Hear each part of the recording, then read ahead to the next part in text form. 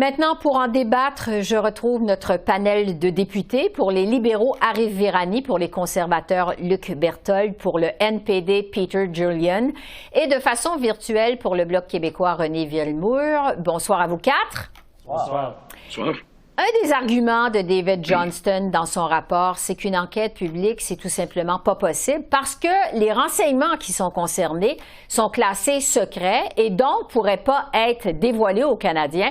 Donc, de toute façon, les Canadiens ne pourraient pas être rassurés par une telle enquête.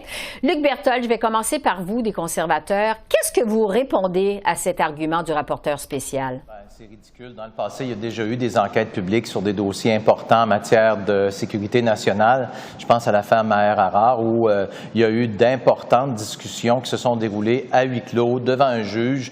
Et la différence, c'est que le juge avait la confiance des Canadiens à l'époque. Donc, les gens ont pu juger de la crédibilité du rapport à ce moment-là. Donc, c'est possible de discuter des enjeux de sécurité nationale derrière des portes closes quand tous les partis, tous les parlementaires qui sont impliqués dans l'ingérence dans les élections, dans notre démocratie, sont impliqués dans le choix de la personne. Mais malheureusement, les libéraux ont choisi de faire cavalier seul avec même M. Johnston.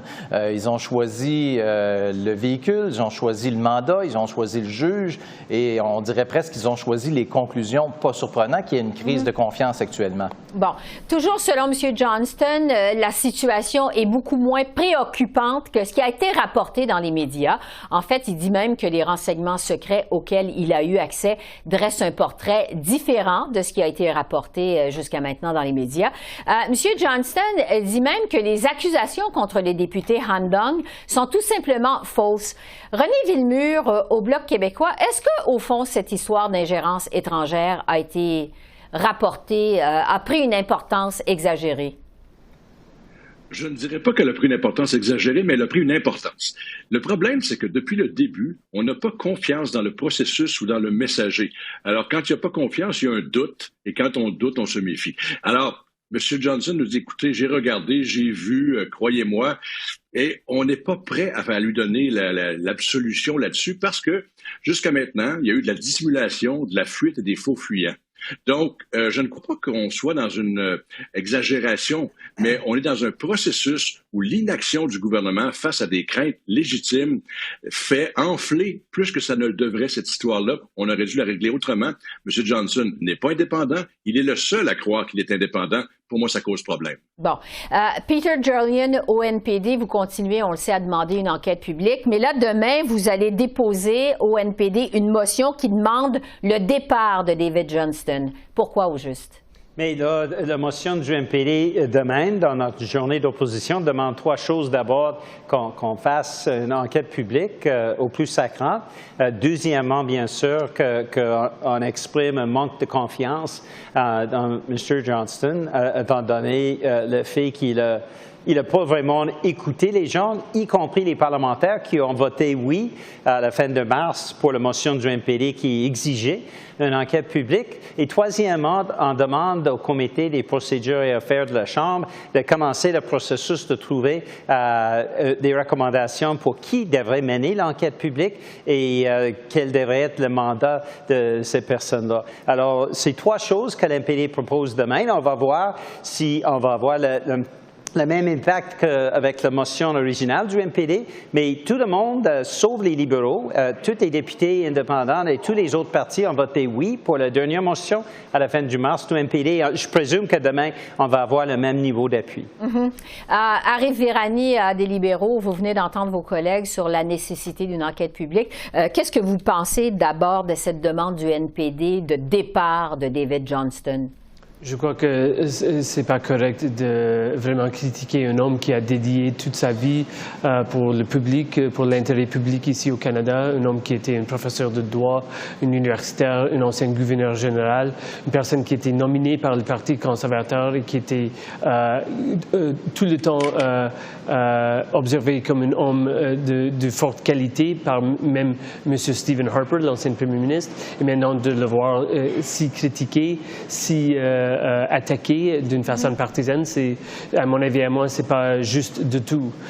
Concernant tout ce qu'on a entendu de tous les trois partis qu'on vient d'entendre ici sur cette émission, c'est effectivement c'est basé sur la spéculation et ce qu'on trouve vraiment décevant. Sur des révélations.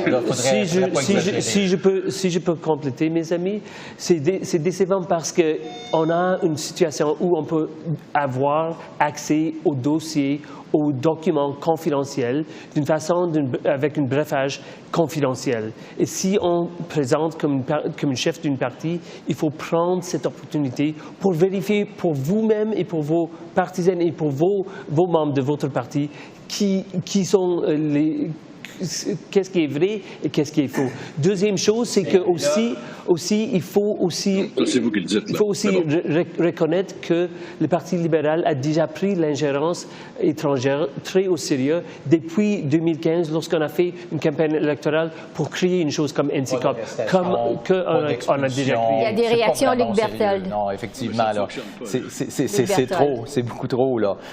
Écoutez, il n'y a pas eu d'expulsion, il n'y a pas rien eu, là. Le gouvernement libéral dit qu'il prend ça au sérieux, mais M. Johnston, il ne cesse de référer au Parti conservateur la confiance, mais M. Trudeau a pris bien le soin de choisir une personne qui avait des liens et des attachements très profonds avec la Chine. On l'a vu dans les journaux en fin de semaine. Ses filles ont étudié dans des universités en Chine. Il a été le fondateur d'un institut Confucius à l'université de Waterloo. Donc, il y a des liens et malheureusement, tous ces liens-là ont brisé la confiance du public envers le processus du premier ministre. Et on se rend compte ultimement que c'était un exercice pour protéger le premier ministre lui-même des conséquences d'une enquête publique indépendante. Mais la vraie question qu'on doit se poser aujourd'hui, c'est demain, est-ce que le NPD va faire de cette motion-là une motion de confiance envers le gouvernement, oui ou non? Parce que c'est le NPD qui a entre les mains les outils pour faire en sorte qu'on ait une enquête publique ou qu'on n'en ait pas. Monsieur Berthold est en train justement d'exposer le jeu des conservateurs qui ont rien fait dans ce dossier-là, sauf jouer des jeux. Jagmeet Singh est le seul chef politique qui va suivre et apprendre tous ces éléments-là. Il fait l'écran de sécurité pour comprendre le dossier. Les deux autres, le Bloc québécois et le Parti conservateur, refusent d'avoir les informations qui sont importantes. Puis en plus, qu'est-ce qu'on dit? Et c'est le contraire des conservateurs et du Bloc québécois qui ont lancé des attaques personnelles contre M. Johnston. Et il faut dire, les conservateurs ont justement engagé M. Johnston dans le passé. Nous, qu'est-ce qu'on dit? C'est qu'on n'est pas d'accord avec les conclusions de M. Johnston. On ne reproche pas un niveau personnel. On dit simplement qu'on n'est pas d'accord, qu'il n'a pas pris en considération le vote de la Chambre des communes qui a été suite au NPD, justement. Et pour cette raison-là, il nous faut une enquête publique au plus sacrante. C'est normal et c'est le proche adulte du NPD. Bon, René Villemur, il nous reste 30 secondes. Terminé. Il y a deux éléments qu'il faut garder. On ne critique pas M. Johnson pour son passé, on le critique pour son présent. C'est la première des choses. Et deuxièmement, le problème qu'il y a, c'est que si on refuse d'aller voir l'information confidentielle parce qu'on ne veut pas être pris avec un vœu de silence à perpétuité, qu'allez-vous faire, M. Julian, si votre chef découvre quelque chose d'inadmissible, qu'il en parle à vos amis libéraux et qu'ils ne font rien? Qu'allez-vous faire à ce moment-là?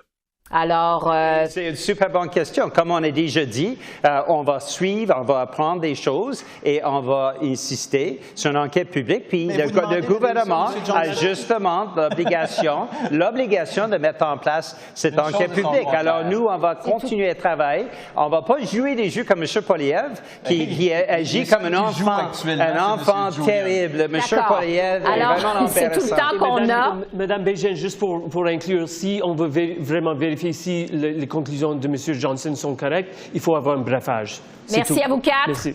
On aura certainement l'occasion de s'en reparler. C'est tout le temps qu'on a. Merci, bonne soirée. Bonne soirée. Au revoir. Au revoir.